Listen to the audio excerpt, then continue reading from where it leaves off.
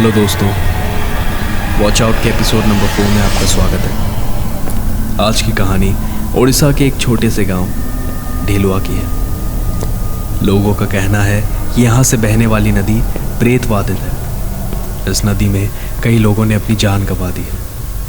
एक ऐसी नकारात्मक शक्ति जो हमें अपनी ओर आकर्षित करती है। यहाँ का हर माँ बाप अपने बच्चे को मना करता है उस नदी के पास जाने से।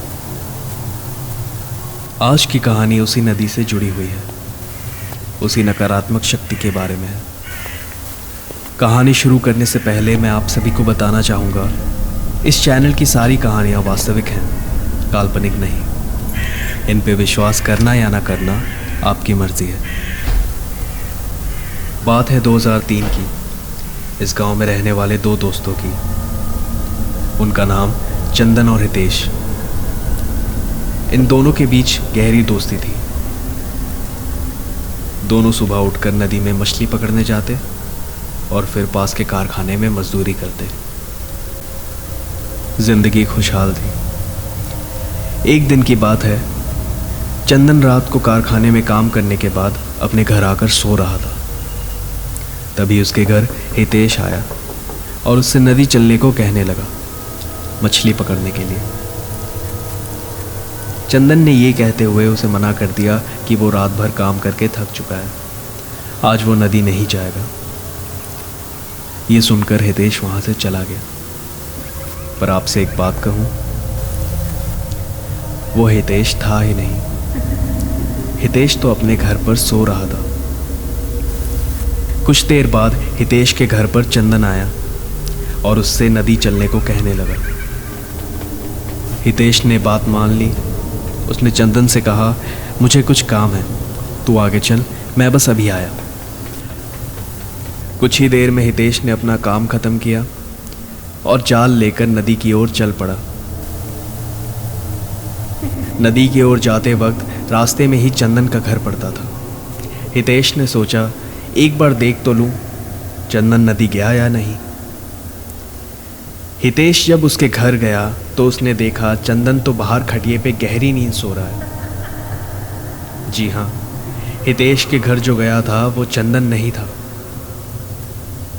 तो फिर कौन था वो जो पहले चंदन के पास गया और फिर हितेश के पास? पैरानॉर्मल की दुनिया में इसे छलावा कहते हैं। एक ऐसी शक्ति जो छल की मदद से आपको अपनी ओर खींचती है। ये शक्ति आपको मजबूर कर देती है। खैर, चंदन और हितेश इस बात से अभी अनजान थे। हितेश ने जब चंदन को सोते हुए देखा तो उसने उसे परेशान नहीं किया। उसने सोचा शायद ये मेरा इंतज़ार करते करते सो गया हो। वो अकेले नदी की ओर चल पड़ा। नदी के पास पहुंचकर उसे नजर आया कि चंदन नदी में एक नौका में बैठा है और उसे अपनी ओर बुला रहा है।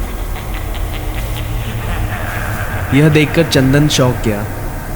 उसे समझ नहीं आया कि यह इंसान मुझसे पहले नदी कैसे पहुंचा। अभी तो यह सो रहा था। उसने अपना जाल वहीं फेंक दिया और दौड़कर चंदन के घर चला गया। वहां जाकर उसने चंदन को सोते हुए देखा। यह सब देखकर हितेश बहुत डर गया था। वो कांपने लगा। उसे समझ आ गया था कि यह कोई शक्ति है जो उसे अपनी ओर खींचना चाहती है। वहां से भागकर हितेश अपने घर चला गया। शाम के 4 बजे थे। जब चंदन सोकर उठा तो उसने सोचा रात के खाने के लिए कुछ मछलियां पकड़ ली जाएं। उसने अपना जाल उठाया और नदी की ओर चल पड़ा। उसके बाद क्या हुआ ये किसी को नहीं पता, पर चंदन घर वापस लौटकर नहीं आया। आसपास के लोगों का कहना था कि उन्होंने उसे हितेश के साथ नौका में मछली पकड़ते हुए देखा था। पूछताछ में हितेश ने बताया कि वो उस शाम उससे मिला ही नहीं। वो कारखाने में काम कर रहा था। 2 दिन बीत जाने पर भी जब चंदन का कोई पता ना चला तो लोगों ने सोचा शायद वो बाकियों की तरह नदी में डूब गया होगा। उसका शव ढूंढने के लिए एक गोताखोर को नदी में भेजा गया। नदी से बाहर आकर उसने जो कहा वो दिल दहला देने वाला था। उसने कहा, चंदन का शव तो नीचे तल पर पड़ा है, पर उसके बगल में एक औरत बैठी है काले कपड़ों में। ऐसा लग रहा था जैसे वो कुछ तंत्र कर रही है। वो डर के मारे पानी में नहीं गया, पर शव को तो पानी से बाहर निकालना था। इसके लिए एक बाबा को बुलाया गया। उस बाबा ने 2 दिन तक लगातार वहां पूजा की। तीसरे दिन के दोपहर चंदन का शव एकदम से पानी से बाहर निकला और उसी वक्त फिर अंदर चला गया।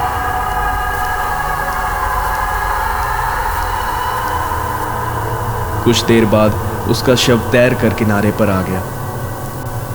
लोगों का कहना था जब चंदन का शरीर पहली बार पानी से निकला तो वो जिंदा था, उसकी आंखें खुली थी, पर दुर्भाग्य से उस काली शक्ति ने उसे वापस अंदर ले लिया।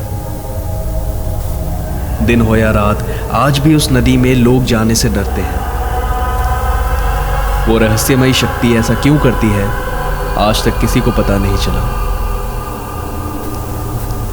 दोस्तों, अगर आपको मेरी ये कहानी पसंद आई हो तो मेरे वीडियो को ज़रूर लाइक करें, अपने दोस्तों के साथ शेयर करें और मेरे चैनल वॉच आउट को सब्सक्राइब करें।